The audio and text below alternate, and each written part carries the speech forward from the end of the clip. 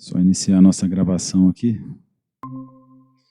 Eu já introduzi essa aula ontem, né? Com a turma que é dividida. Aí vou passar isso para vocês. E a gente entra agora, realmente, no que eu queria que você saísse dessa disciplina sabendo. Porque, sinceramente, não adianta fazer fitoterapia sem tocar nas principais questões dos fitoterápicos, né?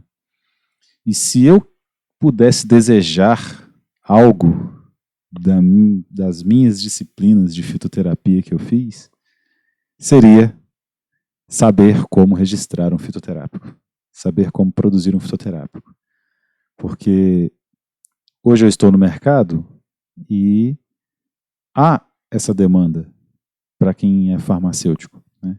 Então, atualmente, existe necessidade, existe um interesse de registrar fitoterápicos. Eu trabalhei com uma planta no meu TCC, a Vernonia condensata, e ela daria um excelente hipocolesterolêmico, porque é rica em fitoesteroides. Mecanismo de ação dos fitoesteroides.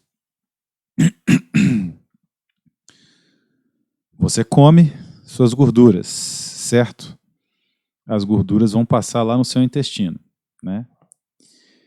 O seu intestino tem células colunares que absorvem essa gordura. Essas células colunares são chamadas de enterócitos, né? A gordura é absorvida de que forma? São micelas que são formadas, né? Então vem as lipases pancreáticas, pegam aqueles ácidos graxos, né, que estão passando aqui, entre eles o colesterol e tal. Isso vai formar micelas, em que a gordura, por ser apolar, ela se junta, né? Essas micelas são então absorvidas pelo enterócito. E aí vem para o sangue, que está passando aqui nas artérias e veias, né? Que recobrem aqui o intestino, tá? O que acontece com o fitoesterol?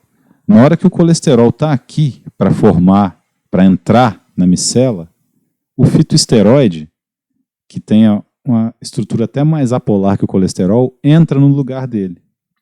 Vem para a micela, desloca o colesterol, entra na micela, é absorvido pelo enterócito.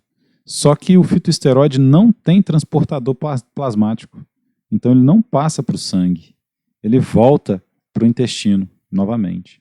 E aí o fitoesteroide segue deslocando o colesterol da absorção por todo o trato gastrointestinal. E isso faz, então, com que haja uma menor absorção de gordura da dieta, de colesterol da dieta. Se você absorve menos colesterol, o seu corpo tem que pegar o colesterol que está armazenado e mobilizar esse colesterol para o fígado dar o destino aí para o colesterol. Quem é que é responsável por levar o colesterol do fígado ou do intestino? Do fígado, né? Porque quem leva essas gorduras do intestino para o fígado são os quilomicrons. Quando chega lá no fígado, isso é reempacotado e é o LDL que leva o colesterol para as artérias. É por isso que é ideal ter um LDL baixo, porque isso significa que você está armazenando menos colesterol. Se você tiver um HDL alto, quem é o HDL? É quem pega esse colesterol e traz de volta para o fígado. Então, por isso que é legal ter o HDL alto. Beleza. Então, isso seria um ótimo fitoterápico. Por que isso não vira fitoterápico? Por que eu não consigo pegar essa planta, e aí tem isso nas fazendas aqui perto, tem isso na beira de estrada, é muito fácil de plantar a Vernonia condensata. Por que isso não se torna fitoterápico? É isso que eu quero responder com essa disciplina. Então nós já passamos por uma longa trajetória, né? Fomos lá na Eco 92, vimos como é que funcionava a visão que as pessoas têm dos fitoterápicos no Brasil, naquela época. Vimos que muita coisa mudou na legislação atual, que regula o setor para pesquisa e para desenvolvimento de produtos. E hoje nós veremos o passo seguinte, que se você quiser pesquisar, você já não precisa repartir benefícios. Se você for um microempreendedor individual, se você tiver uma microempresa. Beleza. Agora, eu vou mostrar para vocês o que vem depois disso, tá? A gente vai dar um passo para trás. Vou mostrar para vocês hoje a Política Nacional de Plantas Medicinais e Fitoterápicos. Eu vou terminar a aula mais cedo, porque o professor Igor me pediu, né, para dar prova. Então, vamos correr um cadinho aqui, mas vai ficar gravado para vocês terem acesso. E depois eu vou mostrar qual que é a legislação que regula a minha produção de fitoterápicos na minha empresa. Se eu quiser ter, por exemplo, se eu tiver uma farmácia de manipulação, como é que eu faço para produzir fitoterápico nela? Tá? Então eu vou mostrar para vocês os trâmites que são necessários e também são o motivo pelos quais nós temos que nos capacitar para poder dar conta disso. E eu não quero que vocês saiam do curso sem saber disso, porque os fitoterápicos vão demandar que vocês saibam disso futuramente, para poder registrar esses produtos, para poder vender esses produtos, tá? Eu queria ter saído da graduação sabendo disso, porque talvez eu já tivesse mais adiantado nesse processo. Mas beleza. Vocês... Vou compartilhar a tela aí com vocês, tá? Para que vocês consigam ver a apresentação que eu vou mostrar, né? Vamos embora. Aquela velha foto. Já devem estar cansados de ver essa foto aí. Política Nacional de Plantas Medicinais e Fitoterápicos, né? Em 2006, então, para, vamos dizer assim, um marco histórico, né, brasileiro, para estabelecer esse marco histórico desse interesse, né, do Estado pelas plantas medicinais, do governo pelas plantas medicinais, foi instaurada. Eu vou mostrar para vocês a Política Nacional de Fitoterápicos e mostrar aí que ela veio mais por motivações internacionais do que nacionais. Vocês verão que ela foi baseada aí nessa conferência que aconteceu em Genebra. Conferência Internacional sobre Atenção Primária em Saúde, em Alma Ata, em 1978, para vocês terem ideia. A Política Nacional de Plantas Medicinais e Fitoterápicos veio contaminada com um negócio que se chama agroecologia, que é muito interessante. Eu tenho uma tia que tem uma agrofloresta no sul da Bahia. Se vocês quiserem seguir o Instagram dela, se chama Floresta Sucupira, e Fazenda Sucupira, se não me engano. Eu acompanho, acho interessantíssimo, só que é muito difícil fazer com que a economia seja abastecida por agroecologia. Complicado demais. A proposta é maravilhosa, só que, como a gente vê no dia a dia, no mercado, as coisas que o mercado precisa não dá, porque se tiver uma enchente, por exemplo, como que eu mantenho a produção do meu fitoterápico? Se aquela família que está produzindo decidir se mudar da roça, como é que fica, né? E a Política Nacional de Plantas Medicinais e Fitoterápicos também, além disso tudo, veio com o intuito de combater bolsões de pobreza, combate de desigualdades sociais. É o resquício do que existia lá na Eco 92, tá? Vocês se lembram que esse mesmo paradigma vigorava lá naquela época, tá? Então, vamos dar uma olhadinha na Política Nacional de Plantas Medicinais e Fitoterápicos, tá? Vou mostrar para vocês a introdução. Por mais que a gente não leia isso dos livros, né, na maioria das vezes, você já pega um livro de bioquímica, por exemplo, e já sai lendo o capítulo que você precisa. Mas é aqui que está o intuito dos fundadores dessa política. Ó. Então foi uma demanda que veio internacional, que motivou os indivíduos que estavam organizando essa política aí no Brasil. A OMS, Unicef e essa Conferência Internacional sobre Atenção Primária, que aconteceu em 1978.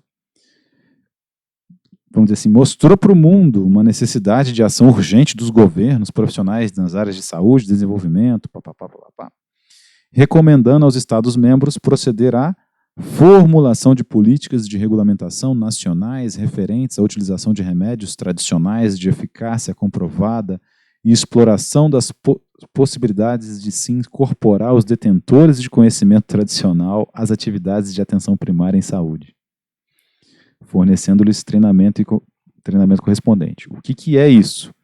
1979. Eu nasci em 89, 10 anos depois. Então, eles estavam interessados em produzir agroflorestas que pegassem aquele povo que já está acostumado com aquele ambiente e produzisse plantas medicinais. Mas aí eu invoco aí a opinião de vocês. Como é que era o setor rural em 1979 e como é que ele é hoje? Como é que ele era em 2006? Não tem a mesma quantidade de pessoas trabalhando na área rural. Já houve esse êxodo rural há muito tempo, né? Então, eu acho que um dos pontos fracos dessa política foi esse, acreditar que essa demanda aí que existia em 1979 poderia ser aplicada em 2006, tá? Então, essa é a primeira verificação que eu faço aí, que dá para ser feita aí, né, a respeito da Política Nacional de Plantas Medicinais e Fitoterápicos. Ela já nasceu velha. Já nasceu com o intuito de reproduzir a realidade dos anos 80. Embora a medicina moderna esteja bem desenvolvida na maior parte do mundo, olha só, a OMS reconhece que grande parte da população dos países em desenvolvimento depende da medicina tradicional para sua atenção primária. 80% então da população mundial utiliza práticas tradicionais nos seus cuidados básicos de saúde e 85% destes utilizam plantas ou preparações destas. Você, qual foi a última vez que você usou um fitoterápico para cuidar de algum problema? E eu não estou falando do fitoterápico lá industrializado, não. Estou falando desse que cresce no seu quintal, que você obteve de alguma forma aí no seu dia a dia. Porque para 80% da população mundial fazer uso de fitoterápicos, vamos dizer assim, é 80% do Nordeste, do Sudeste, do Sul, do Centro-Oeste, né? 80% da nossa região. E se a gente for pegar aqui o Vale do Paraíba, não vamos colocar 80%, vamos colocar 50%. Então, se temos 10 pessoas aqui acompanhando a aula, 5 já usaram fitoterápicos, né? Ou usam apenas fitoterápicos. E não é bem assim hoje em dia. E em diversos trabalhos que eu já acompanhei, de TCCs, de apresentações, né, em congressos, essa informação consta lá. Eu acho que não é uma informação tão verdadeira mais, apesar de muitas pessoas utilizarem apenas fitoterápicos, né? Beleza.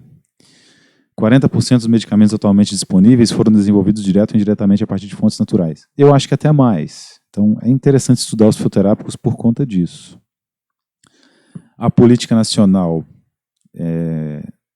se sustentava nisso porque utilizar plantas medicinais realmente funciona, né?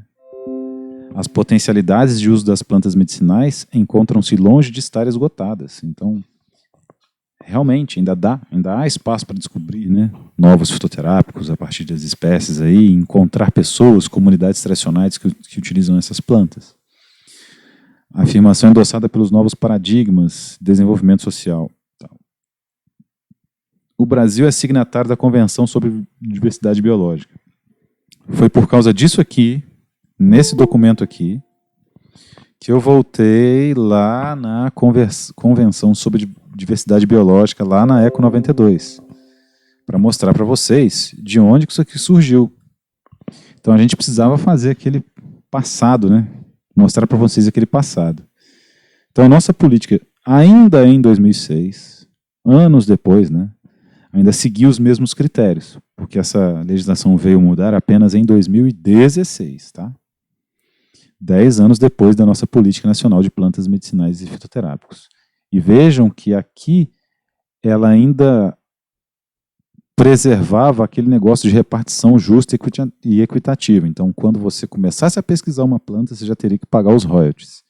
E quando você utilizasse uma tecnologia protegida por patente na pesquisa, você deveria quebrar essa patente, transferir essa tecnologia para o país recebedor do grupo que estaria pesquisando a espécie.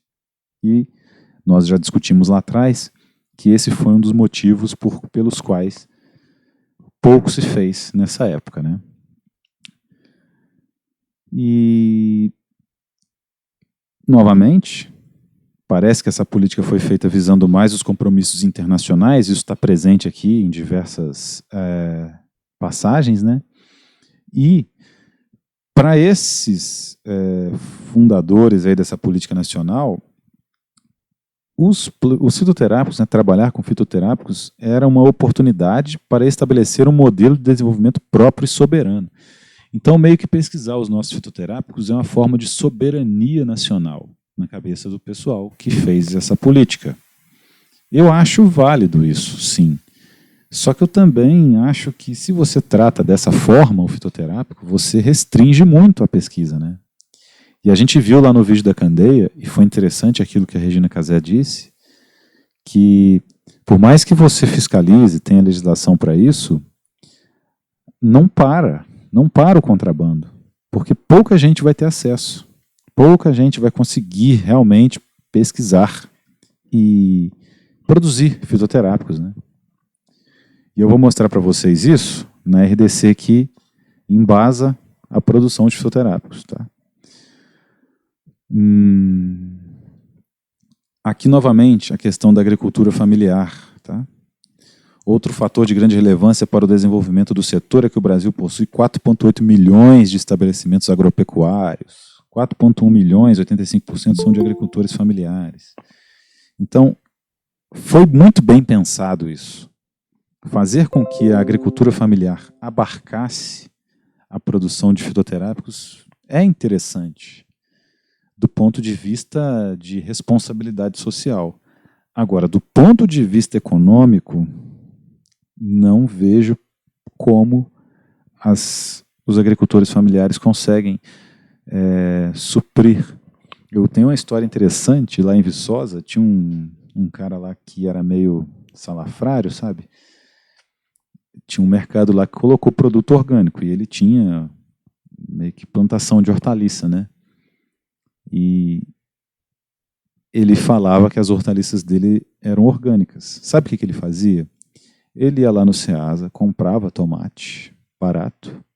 No que ele chegava em Viçosa, parava na roça dele e ia abastecer lá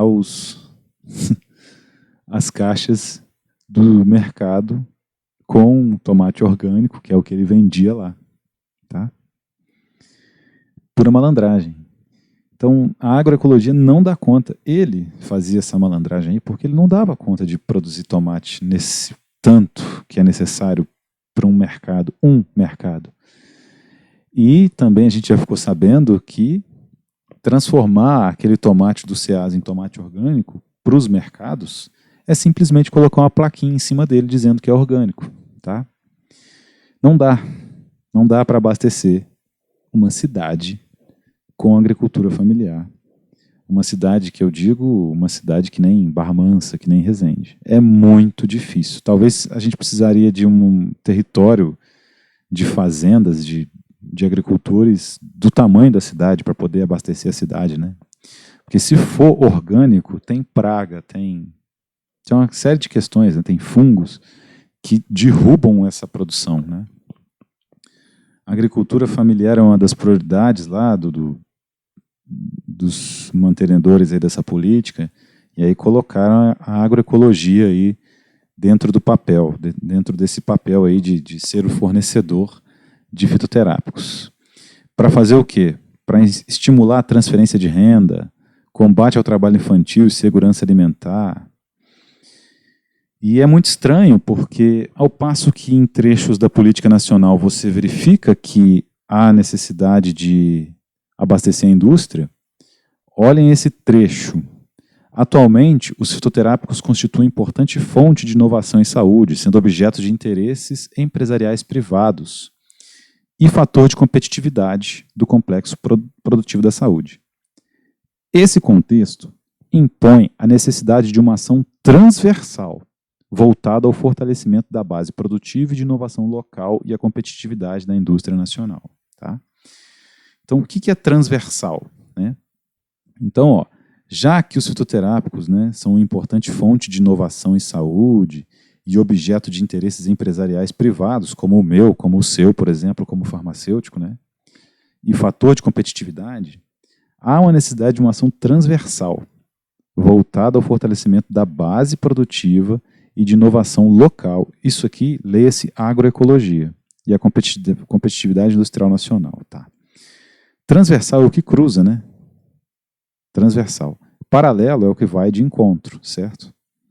Então, se eles quisessem traçar uma política que fosse paralela ao livre mercado, né? A mim, que sou farmacêutico e quero ter uma manipulação, ou trabalho numa manipulação, a você que quer produzir fitoterápicos, eles não colocariam a palavra transversal.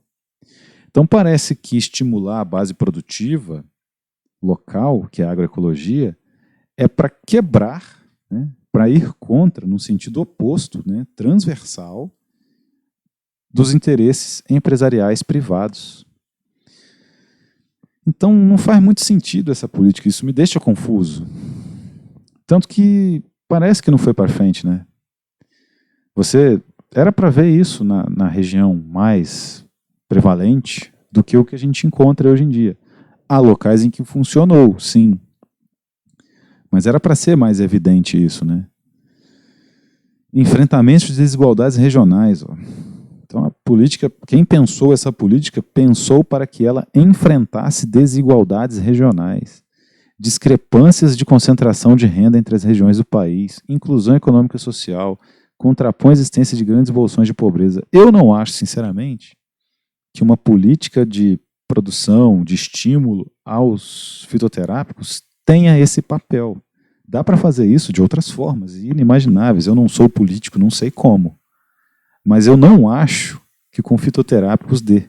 Por quê? Por que eu digo isso para vocês? Porque eu quero produzir fitoterápicos. E se eu conseguisse produzir fitoterápicos, né, eu empregaria pessoas, mas não seria suficiente para combater um bolsão de pobreza, sabe? Mas aqui, tudo bem, melhoria da atenção à saúde da população e à inclusão social. Só que de algumas pessoas daquele local, não do bolsão de pobreza, né? Então parece que quem traçou essa política tinha objetivos muito maiores do que a produção de fitoterápicos pode alcançar, né? E um fato interessante é que passaram a existir também outras políticas a partir dessa, né? A Política Nacional de Assistência Farmacêutica, a Política Nacional de Ciência, Tecnologia e Inovação em Saúde, a Agenda Nacional de Prioridades de Pesquisa em Saúde, a Política Nacional de Práticas Integrativas e Complementares no SUS, né? Então, foram uma série de discussões e isso aqui foi bom até, né? Voltar os olhos do governo para isso. Só que na parte de fitoterápicos... E aqui a gente vê, né, um item interessante, com incentivo à produção nacional com a utilização da biodiversidade existente no país. Pela agroecologia. Complexo produtivo da saúde, avaliação de tecnologias e economia de saúde. Esse termo eixos você encontra lá naquele trabalho da doutora Fabiola, que desenvolveu em Volta Redonda, né, a entrega de fitoterápicos lá, da Micânia aglomerata e do capim-limão, guaco e capim-limão, né? Então é daqui que ela tirou aquela palavra eixos, né, os eixos que foram produzidos para chegar naquela pesquisa. Interessante. E prover acesso a plantas medicinais e fitoterápicas a usuários do SUS. Interessantíssimo também. Beleza, o objetivo geral foi garantir à população brasileira o acesso seguro e o uso racional de plantas medicinais e fitoterápicos, promovendo o uso sustentável da biodiversidade, o desenvolvimento da cadeia produtiva e da indústria nacional. Ok. Quero fazer isso. Como fazer isso? Né? Então, se você for do governo, como a doutora Fabiola era, né, da Secretaria de Saúde de Volta Redonda, ela conseguiu, dentro do âmbito público, fornecer esse material. Então, naquele artigo que eu coloquei lá, ela conta como isso foi feito em Volta Redonda. Então foram contratados os fazendeiros, né, que com certeza é uma família que fez o plantio. Espera-se que isso esteja funcionando até hoje, né? E aquilo era para iniciar. Então hoje, se estiver funcionando, com certeza já tem várias outras plantas envolvidas, né? Beleza. Agora, e se for eu, profissional liberal, né, farmacêutico, que acabei de formar, entrei numa manipulação com o meu sócio, abrimos uma farmácia e queremos vender uma cápsula com vernônia condensata, extrato etanólico de vernônia condensata. Eu tenho que registrar isso na Anvisa, tá? E como é que eu faço esse registro na Anvisa? Qual o fluxo? Então isso aqui é a gente. Desde que você não seja do governo, se você quiser vender os fitoterápicos na sua, produzir e vender, você vai precisar disso aqui, tá? Então, por que na sua farmácia de manipulação, que você talvez tenha no futuro, ou que você seja empregado nela, você vai fazer o xarope de guaco? Porque o extrato de guaco já veio de alguém que tinha isso, que tem a produção, que fez tudo isso aqui que eu vou mostrar para vocês, e aí te vende o extrato de guaco. Só que, se você se encontrar, como eu me deparei com a vernônia condensata, que é uma planta que não existe na farmacopeia, e que ninguém vende extrato dela para poder fazer o meu fitoterápico e tratar as pessoas da minha cidade aqui, meus pacientes, eu vou ter que fazer isso aqui tudo para ela. E aí a gente vai responder essas perguntas hoje, tá? Qual o fluxo para registrar esse fitoterápico na Anvisa? Então, o que você vai precisar fazer, né, a partir do momento que você encontrou uma espécie vegetal que você consegue produzir, seja numa fazenda ou seja com um agricultor, na agroecologia, você tem que passar por todo esse fluxograma aqui da Anvisa. Regularização sanitária da empresa, você vai ter que construir um local que é adequado para produzir aquele fitoterápico. Você vai precisar de uma autorização de funcionamento, licença de funcionamento e um certificado de boas práticas de fabricação. Identificação da petição junto à Anvisa. Você vai ter que requerer da Anvisa que ela te regulamente e te dê o aval para produzir. Peticionamento na Anvisa. Análise da petição pela Anvisa e o resultado do peticionamento. Então vejam que, se você se deparar com uma espécie dessa, que é algo que eu espero que aconteça futuramente, quando vocês se formarem, né? A gente tem conversado isso ao longo das aulas, né? O mercado vai melhorar para os fitoterápicos, já está melhorando, mas se você se deparar com isso, você vai ter que fazer todo esse fluxograma aí. E uma coisa que o Robson, que foi o aluno de ontem, comentou é que se você for abrir a sua empresa para produzir isso, durante todas essas etapas, né, do fluxo para registro na Anvisa desse fitoterápico, se você alugar o local, você já vai estar pagando aluguel dele. E isso aqui com certeza não é algo trivial, é bem demorado, né? Eu também tinha comentado numa das aulas passadas, com a Tainara, que eu acompanhei a história de um empreendedor lá de Viçosa, que demorou 16 anos, para registrar o seu fitoterápico. 16 anos, tá? E hoje eu vou mostrar para vocês por que esse negócio é tão difícil e por que só a gente que é farmacêutico tem condição de trabalhar isso aqui. Esse é o mercado que eu quero atuar. Então, é interessante também que ao longo dessa disciplina eu estou estudando isso aqui para poder fazer, tá? E eu quero que ao final da disciplina, isso é o mais importante, entregar isso aí para vocês, o passo a passo de como registrar um fitoterápico na Anvisa. Beleza? Qual a norma da Anvisa que dispõe sobre o registro de medicamentos e produtos fitoterápicos? É essa RDC 26/2014. A gente vai dar uma olhada nela também. Então aqui tem todo o fluxograma, né? Como é que você vai solicitar a concessão de registro na Anvisa? Você tem que se cadastrar a sua empresa, é o primeiro passo para ter acesso ao sistema de peticionamento, né?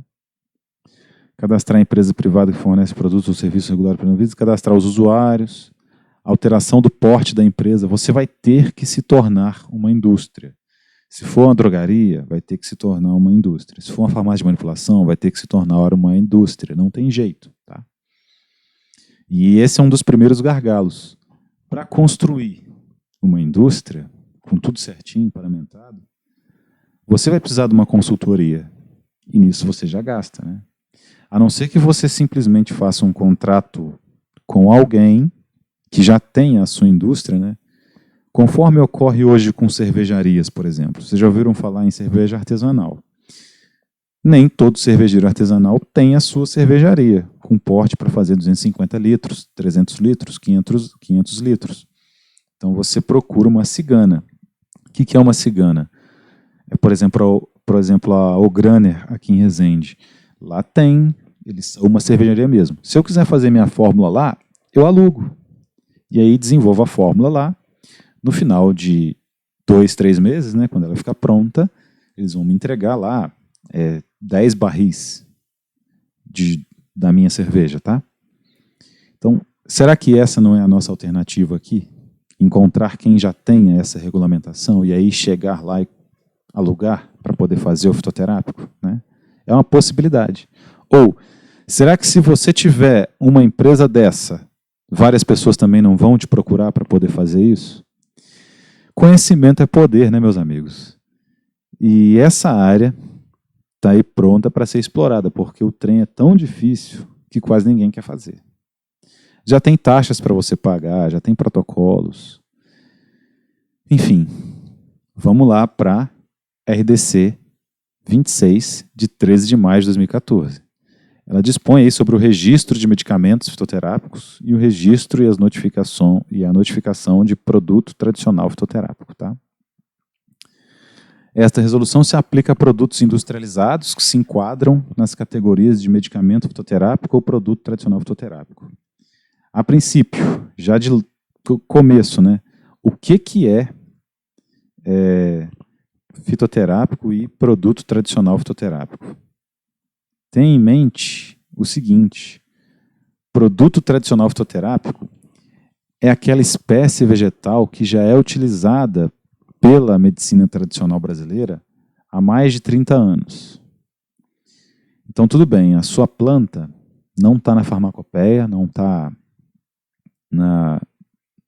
naqueles guias que eu mostrei para vocês, né?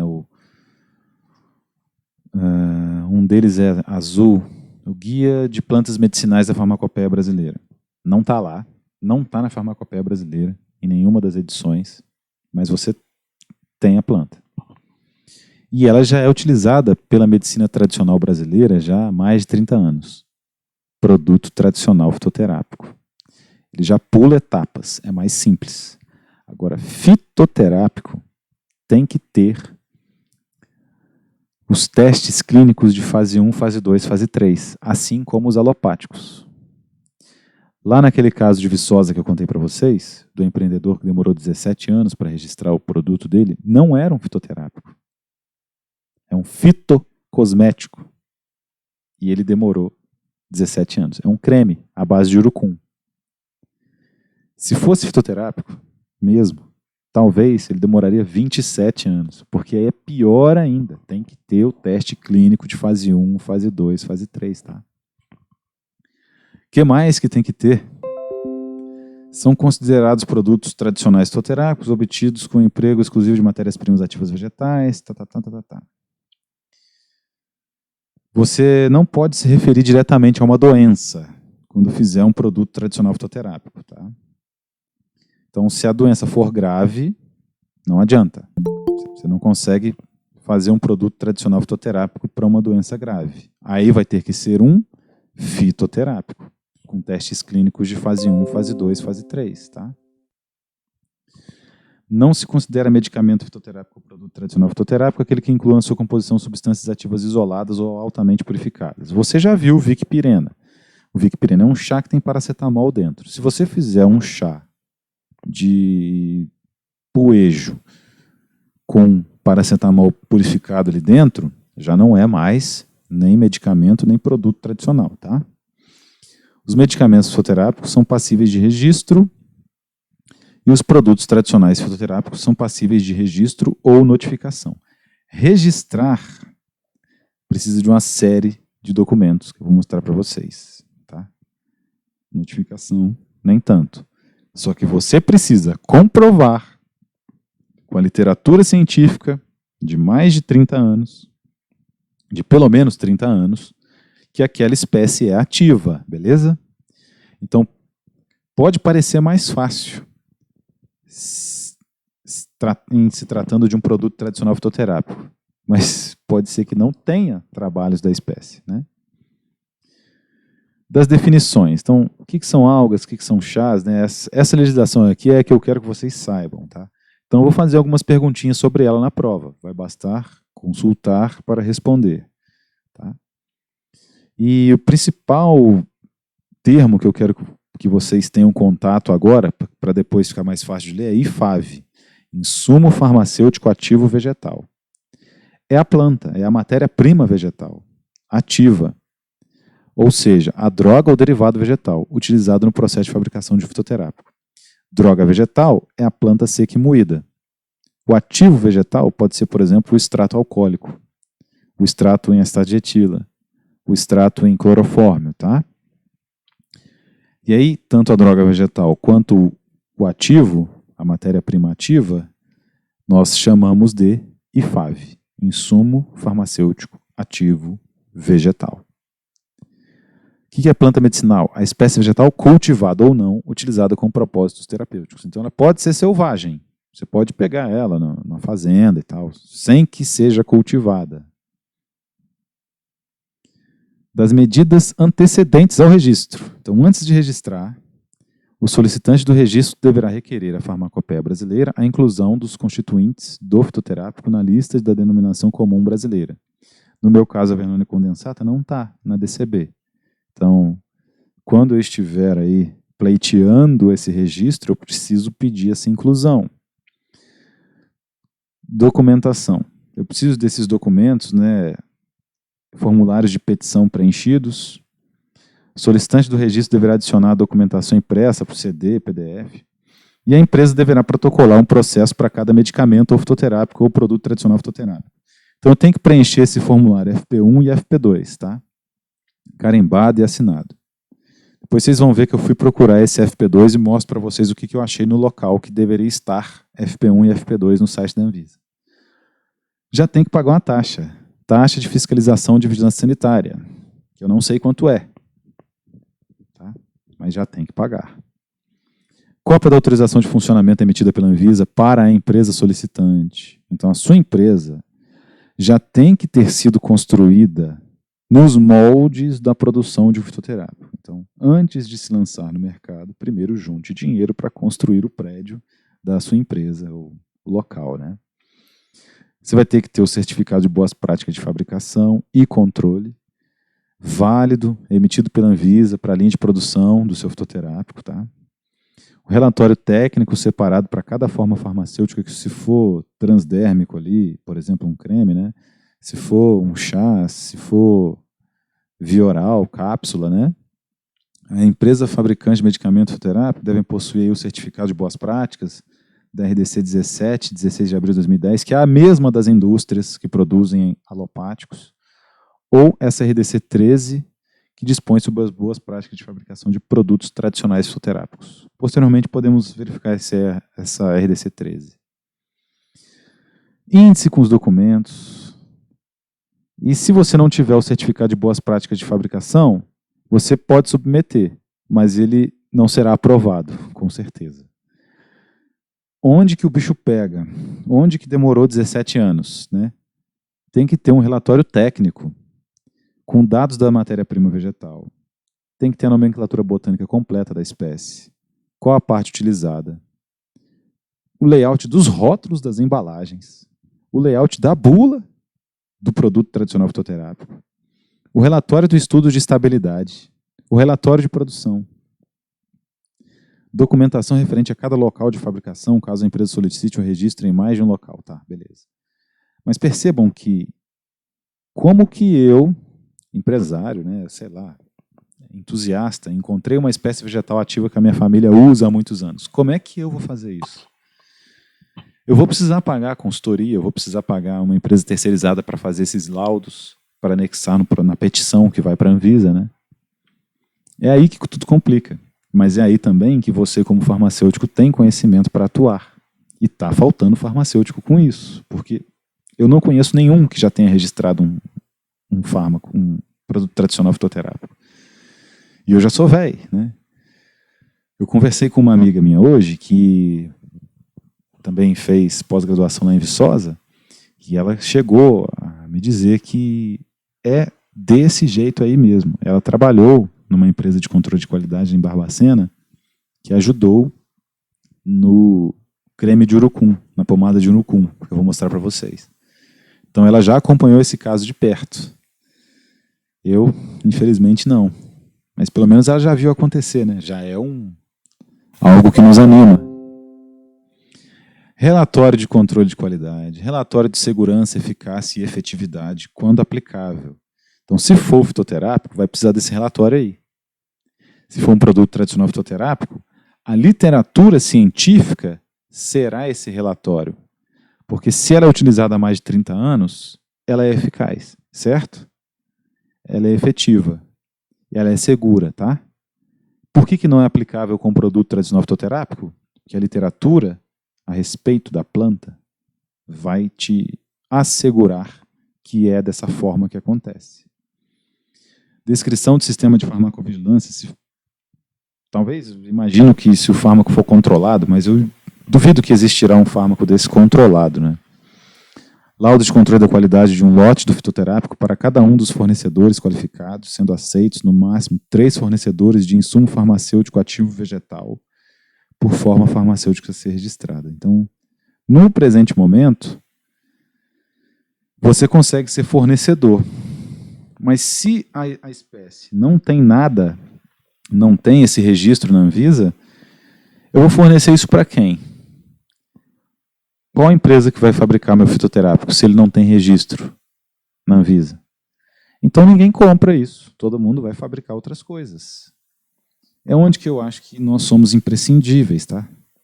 Porque quem conseguir fazer essa petição de um fitoterápico aí e fabricar isso, eu acho que vai ter um conhecimento ímpar no meio farmacêutico. Relatório de estudo de estabilidade. Você tem que pagar alguém para fazer isso para você. Porque isso envolve HPLC, cromatografia líquida de alta eficiência. Você vai testar diferentes colunas. Você vai ter que traçar o perfil cromatográfico do seu extrato. Você vai ter que testar esse perfil cromatográfico em diferentes épocas do ano para aquela espécie vegetal. Porque você não vai poder fazer o seu creme, a sua pomada, a sua cápsula com um extrato vegetal que varia. Tá? Todo lote vai ter que ser pesquisado assim, quanto ao perfil cromatográfico. E quando você fizer o primeiro, que é aquele que foi testado, né, pela literatura científica, tratando-se de um produto tradicional, ou aquele fitoterápico que foi ativo, né, você vai, poxa, esse fitoterápico aqui eu comprovei, né, fiz estudo clínico de fase 1, fase 2, fase 3, o perfil cromatográfico dele é esse, X. Eu consigo o registro, né, e posso vender. A partir daí, meu amigo, todos os outros extratos que você for usar para produzir aquele fitoterápico terão que ter o mesmo perfil cromatográfico. E em se tratando de uma espécie vegetal, que a iluminação solar vai alterar a produção de metabólitos secundários dela. O aumento do índice de chuva, a seca, um predador pode alterar o perfil cromatográfico da planta. E aí sabe o que você faz com aquela plantação toda de Vernonia condensata que você plantou para fornecer para a sua empresa poder produzir as cápsulas? Não sei. No máximo pode virar lenha. Porque se você não conseguir manter a qualidade do extrato, você não pode fabricar aquele fitoterápico mais. E é por isso que naquele trabalho que nós já verificamos anteriormente, na terceira ou quarta aula, o principal problema das indústrias é o fornecimento de matéria-prima, da matéria-prima vegetal, do insumo ativo vegetal. É aqui que está o gargalo, que é muito difícil de resolver. Então, se você tiver sorte de propor uma espécie vegetal que não varia muito durante o ano, mais fácil, tá? De ter sucesso nessa área. Beleza? Tem que ter um estudo de estabilidade acelerado concluído, acompanhado do estudo de estabilidade de longa duração em andamento de 3 lotes piloto. Então é um creme, estudo de estabilidade de 3 lotes piloto. Tem que fazer isso contratando uma empresa. E é aqui que o dinheiro vai, sendo empregado. Relatório de produção e controle de qualidade. Tem que ter a forma farmacêutica, descrição detalhada da fórmula, conforme a denominação comum brasileira. Então, só uma cápsula. Tem outros recipientes que a gente põe dentro da cápsula, né? Agente dessecante, agente estabilizante, talco inerte, né? Que vai para a cápsula. Então, tem que ter tudo direitinho. Se for um creme, todas as bases de creme que serão utilizadas e tudo mais. Descrição da quantidade de cada componente expressa no Sistema Internacional de Unidades, indicando a sua função na fórmula. Então tem que descrever para que tem cada constituinte daquele na fórmula. Tamanho mínimo e máximo dos lotes industriais. Descrição de todas as etapas do processo de produção, por meio de fluxograma. Metodologia do controle em processo. Vocês conseguem me dizer o que é metodologia do controle em processo? Isso só existe na indústria farmacêutica. Se você quiser produzir um fitoterápico, vai precisar disso. Descrição dos critérios de identificação do lote industrial. Aqui, dados sobre o controle da encefalopatia espongiforme transmissível. Eu não tenho medo de muita coisa, não. Mas disso aqui eu tenho medo. Por que isso aqui existe? Encefalopatia espongiforme. É a doença da vaca louca, né? Então, se você for utilizar tecidos ou fluidos de animais ruminantes aí no processo, existem proteínas que são chamadas de proteínas prions. Aqui abrindo um parênteses, né? Se você tiver uma proteína prion no seu cérebro, simplesmente já era, meu amigo. A proteína prion, ela muda as configurações alfa-hélice das proteínas cerebrais por folha beta. Ou folha beta para alfa-hélice, alguma coisa assim. Só que são proteínas, não são vírus, não são bactérias, não são células, né? São proteínas e não se sabe como que esse negócio aparece. Então, quando há uma produção, quando o indivíduo apresenta, né, uma demência muito rápida e irreversível, geralmente é uma proteína prion, tá? A vaca, por que ela fica mal, né, rapidamente? Por que o gado que sofreu de doença da vaca louca é totalmente queimado, enterrado por causa das proteínas prions? Então, disso eu tenho medo. Mas não vai ser o caso. Só abrir um parênteses, porque isso aí está na legislação. Se vocês forem ler isso depois, podem ficar em dúvida, tá? Mas, enfim, continuando. Laudo de análise de todas as matérias-primas utilizadas e o produto acabado, contendo o método utilizado. Então, especificações do material de embalagem primária. Controle dos recipientes utilizados na produção do medicamento fitoterápico ou do produto tradicional fitoterápico, por método estabelecido na farmacopeia reconhecido. Isso aqui é até fácil de resolver, porque toda a matéria-prima que você compra na sua farmácia de manipulação, no seu laboratório, tem tudo isso anexado, tá?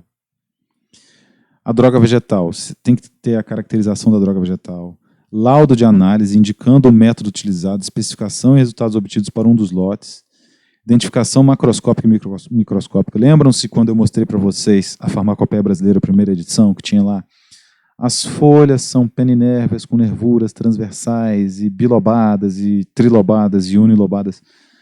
Toda aquela identificação é preciso ser feita. Então, se você tiver uma espécie e você não é farmacêutico, você vai ter que pagar alguém para fazer isso para você. Mais uma fonte de renda para outra pessoa, né, que vai participar do seu processo de registro do fitoterápico. E microscopicamente também. Ou você vai encontrar um artigo que utilizou aquela mesma espécie e fez essa caracterização macroscópica e microscópica. Só que é mais raro, né, disso acontecer. Descrever a droga vegetal em farmacopeia reconhecida pela Anvisa ou, em sua ausência, em outra documentação técnico-científica. São os artigos científicos.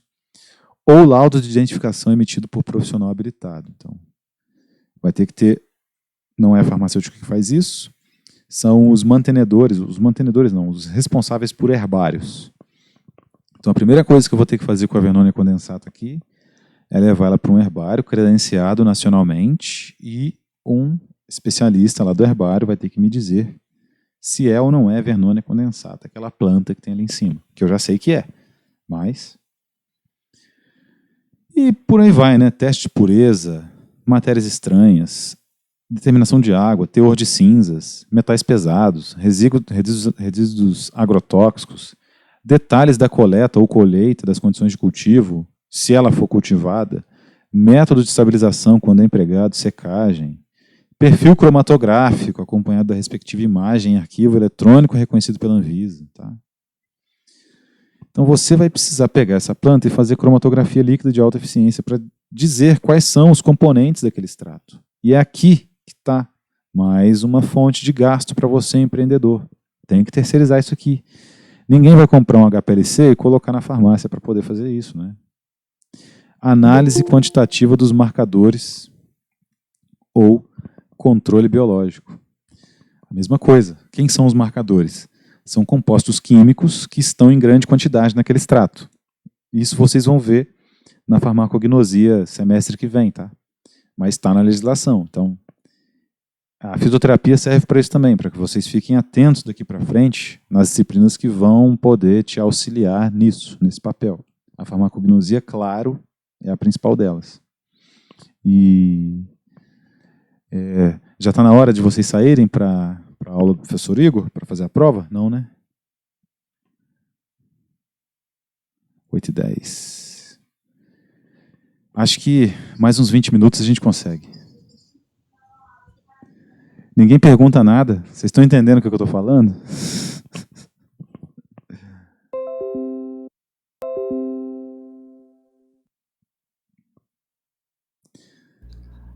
Até por enquanto tá tranquilo, professor. Tá de boa? Então vamos lá. Todas essas exigências que eu falei para vocês são necessárias para você, pequeno empresário, empreendedor do ramo, ou se você foi contratado por alguém para fazer isso. Tem que ter também a análise de resíduos de agrotóxicos, né? Para plantas vegetais cultivadas e por aí vai. Eu queria mostrar para vocês agora o produto tradicional fitoterápico, quais são as exigências dele. E vou deixar esse documento com vocês também lá no site, né? Na nossa plataforma.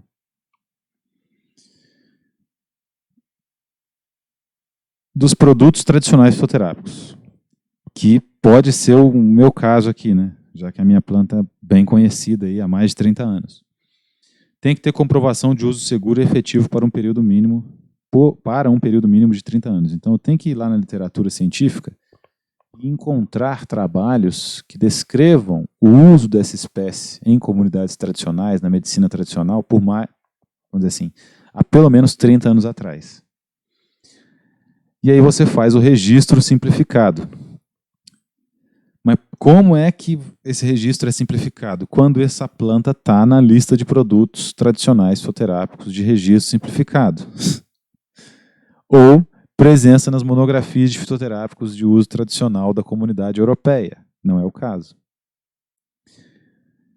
Ou naquele guia de fitoterápicos e produtos tradicionais lá da farmacopeia brasileira.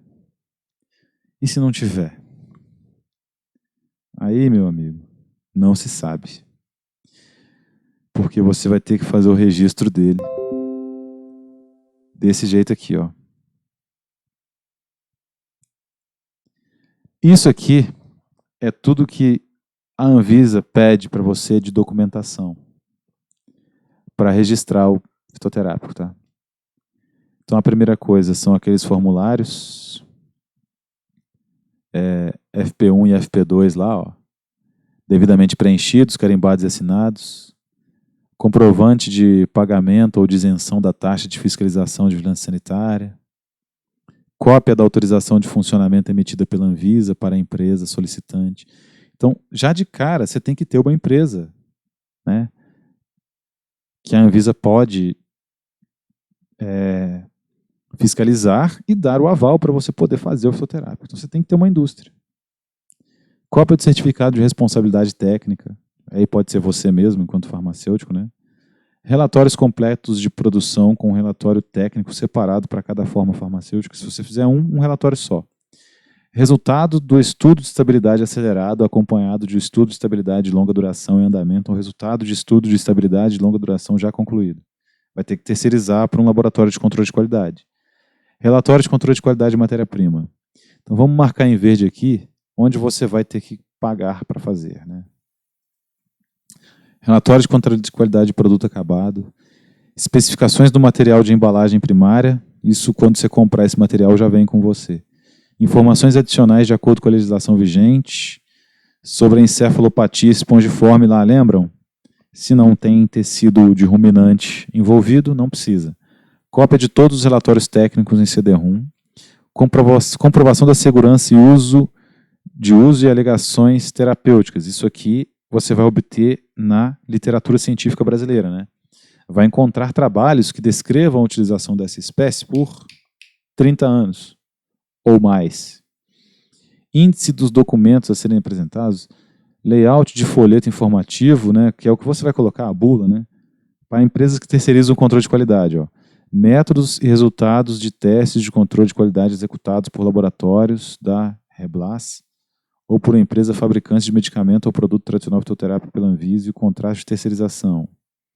Para produtos nacionais, cópia de certificado de boas práticas de fabricação e controle válido, emitido pela Anvisa.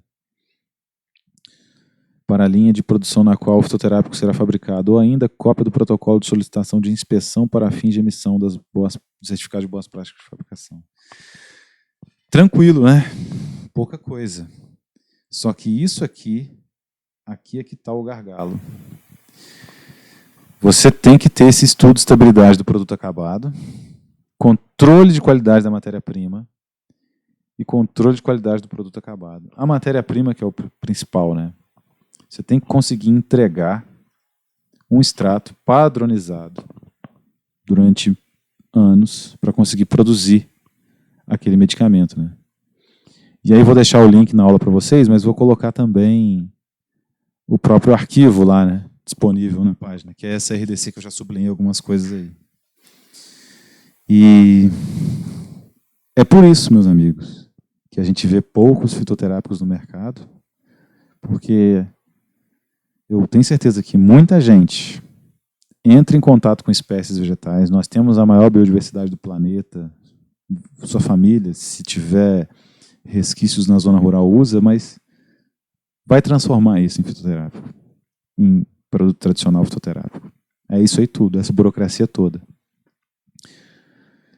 E é difícil, não é fácil não. Mas é um desafio feito para farmacêuticos. Perguntas, dúvidas, sugestões? Estou à disposição de vocês. Um de cada vez aí.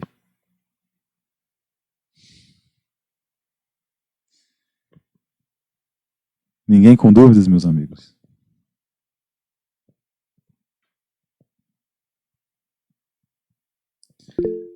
Dúvidas sobre a prova de hoje que vocês vão fazer do professor Igor, pelo menos?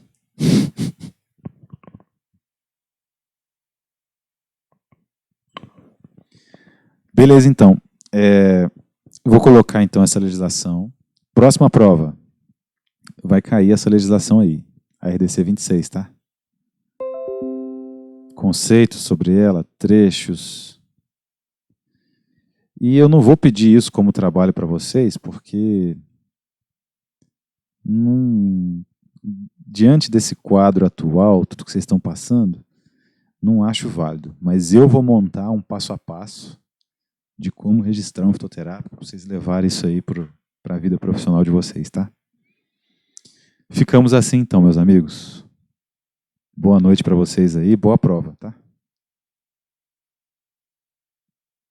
Obrigada, professor. Boa noite. Boa noite, tamo junto.